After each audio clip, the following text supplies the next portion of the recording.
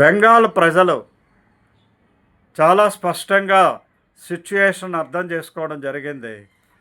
ఎవరిని గెలిపించాలి, ఎవరిని ఓడించాలి అనేటువంటిది మిగతా పార్టీల వాళ్ళు కూడా ఈసారి ఎవరికి అవకాశం ఇవ్వాలి అన్న విషయాన్ని స్పష్టతగా మనసులో ఏర్పరచుకున్నారు. ఈసారి అక్కడ అధికారంలో ఉన్న పార్టీని ఎట్టి పరిస్థితుల్లోనూ కూడా గెలిపించకూడదు అనే నిర్ణయం మాత్రం జరిగింది.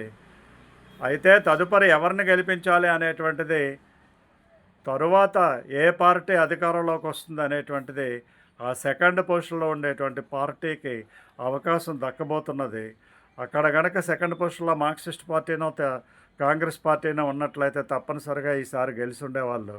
ఇప్పుడు సెకండ్ పొజిషన్లో బీజేపీ ఉన్నది. అక్కడ బీజేపీని గెలిపించాలనే ఉత్సాహం కంటే కూడా దీదీని ఓడించాలి అనేటువంటి అవసరం మాత్రం వాళ్ళు గుర్తించారు. కాబట్టి తప్పనిసరిగా దీదీ ఓటమి కాంక్షిస్తూ 23వ తారీఖున జరగబోయే ఎలక్షన్స్లో తదుపరి 29వ తారీఖులో జరగబోయే రెండవసారి పోలింగ్లు జరగబోయేటువంటి ఎలక్షన్స్లోనూ ప్రజలు ఖచ్చితమైన నిర్ణయం తీసుకున్నారు. కానీ ఇటీవరలో ఏకపక్షంగా పడే ఓట్లు ఏవైతే ఉన్నాయో ఆ ఓటు బ్యాంక్ కూడా ఈసారి మమతా బెనర్జీకి పూర్తిగా పడేటట్టు కనిపించడం లేదు. శతవిధాల ప్రయత్నం చేస్తూ ఉన్నది. అయితే తప్పనిసరిగా మమతా బెనర్జీకి మంచి గుర్తింపు దొరుకుతుంది. అంత